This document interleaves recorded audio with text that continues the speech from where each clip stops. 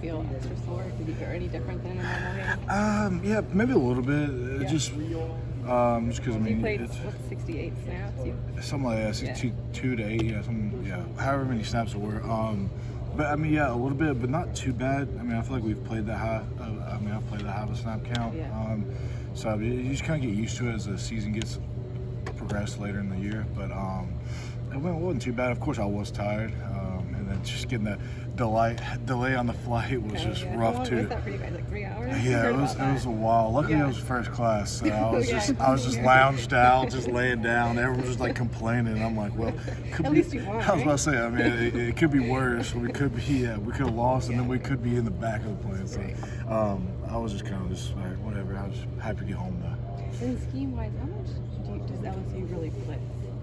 I mean, percentage-wise, I mean, I want to say like 28. So I mean, it's not crazy, but I mean, they still bring certain blitz. Depends on what down it is. I mean, of course, third down is a big passing down, because of third and long distance, things like that. So it just depends. Where does the pressure normally come from? They switch it up. I mean, you gotta be able to tell. I mean, you can't really always tell, but I mean, they're very balanced, I would say. So it's either gonna be inside, outside. So it's not always just one area. Do you think that we'll see more of? It seems like they did a lot of 3 down and rushed 18 off the edge. Yeah, they're actually very balanced. They're either 4 down or 3 down. So it's actually like 50-50. So it's either way it could go. But yeah, I mean, 18's he's a quick pass rusher. He's very fast. He's strong. So yeah, I mean, they'll probably like to bring him. And another 2 guy, their linebacker 8 is, I mean, one of the fastest guys I've ever seen. So he can move. So be able to account for him and be able to, if we're working up to the linebacker, be able to know where he's working to, understand where our ball is, and have leverage, because you need to go meet him at a certain point. Because if you run right at him, he's just going to run right around you, make you look stupid. So just understanding that. But yeah, I mean, they're 50-50 on either 3 down or 4 down, and just kind of recognizing that and just communication with the tight ends and everybody. Do you think they'll play more? I guess they also bring in different. They do have different. Too. Yeah, they have different packages, of course. Yeah, I mean, they have a rapid package where they take out some of the bigger guys and put some more quicker guys in there. So yeah, that's something they kind of do like doing on 3rd down. Whatever kind of cup of tea they feel like having that day. So I mean, you really never know. You prepare for it. And we've seen it on film, so you try to prepare for it. But I mean, at the end of the day, you never know what can happen. They could come in here and do something that we've never seen them do. So. Very unlikely, but you still have to prepare. Teams have had success popping some big runs on them throughout the season. Relatively speaking, you know, when you're trying to find a weakness in a college football playoff team, where do you feel like teams have had success in being able to run the ball against them? But I think just hatting them up is the biggest thing. It's always when you hat people up, you give running backs a chance to find the hole. A good running back will find the hole. So as long as you just kind of don't whiff and screw up and just let people free, then anybody has a chance. So that's probably that would be the biggest thing I would say. Make sure you communicate and understand where people need to go to, who's blocking who, and just hatting people up. And then the defensive line, watching them, it's like their linemen all kind of look the same. I can't figure out who's an end and who to tackle because they all look like 300. Yeah, no, they're all some big bodies. Yeah. But I mean, at the end of the day, you understand where they line up.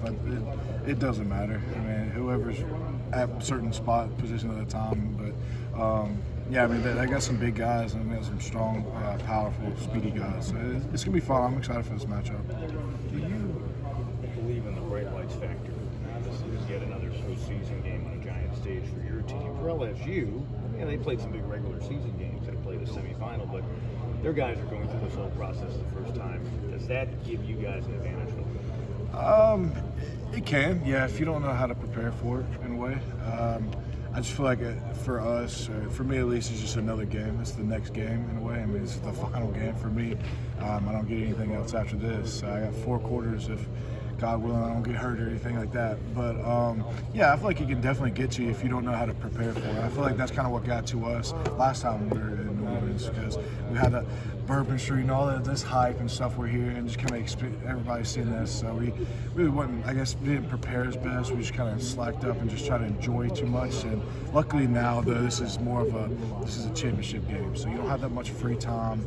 It's more business trip like, which is really good. So be able to keep guys focused and not just kind of going out there, just enjoy being at a national championship and just kind of understand like, hey, we got work here to do. But yeah, if you don't get really focus in and buy in on what you're trying to do, then it can definitely sneak up to you and you just kind of be like, whoa, what just happened? And it can hurt you. You guys have played in front of a lot of crazy crowds to play LSU in New Orleans. What are you expecting from an atmosphere perspective? Oh yeah, I mean it's gonna be very hostile. I mean it's gonna be a home game for them. I mean so. I'm excited though. It's just something we always dream of doing, is just going and just winning a trophy in a hostile environment. I mean, you'd love to have your fans there. I'm sure we'll have fans there. And but yeah, it's definitely going to be a lot of LSU there. So I'm excited about it. It's going to test us and stress us in our communication pre-snap and post-snap, just because it's going to be loud. So make sure everyone's on the same page. But I mean, I'm excited. There's no better way than doing it than beating LSU in Louisiana. So. Gage, Trevor gets in that huddle at the end there against Ohio State and says, "I love you guys." What does that mean to you and say about kind of your team bond? Oh, I mean, I think that's what makes us special. Yeah, I mean, but before that last drive, we all just stopped looking at each other and said, "Hey, I love y'all." No matter what happens, I mean, we're brothers, and that's just kind of what speaks to this team, because I mean, we've been through a lot together, and we just kind of we get, I guess, closer as things happen, you know, whatever the outcome of things may be. But at the end of the moment, I just knew we were going to win. I just knew that we were going to drive down this field and score. I just had no doubt in my mind that we could do it. And but just having that love, that connection, just because it gives you that little bit extra that you need to give. Because I mean, if you don't care about these guys, then you could just easily go out there and be like, oh well, it's just a game. I don't care. But at the end of the day, I don't want to lose. I don't want to do bad on my block or whatever I'm doing because of the person beside me or the person behind me. So it kind of pushes us to be better than what we can be.